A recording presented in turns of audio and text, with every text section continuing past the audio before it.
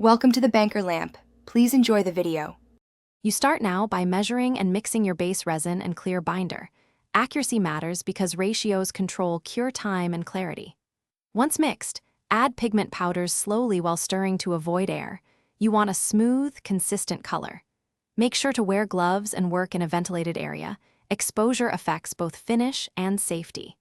If embedding an object, position your mold and plan pour layers, because layered pours prevent displacement and give depth to the final 3D paint.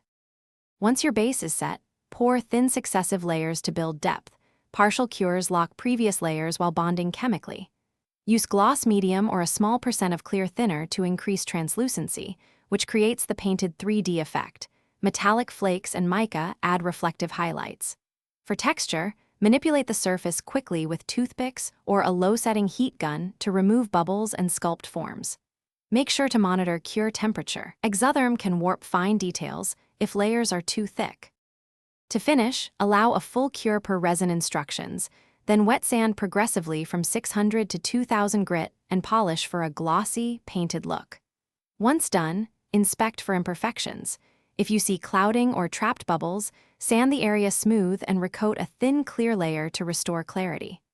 One key troubleshooting tip: if the paint becomes cloudy or shows microbubbles, degas mixed resin under vacuum or let small bubbles rise for several minutes before pouring, and reduce pour.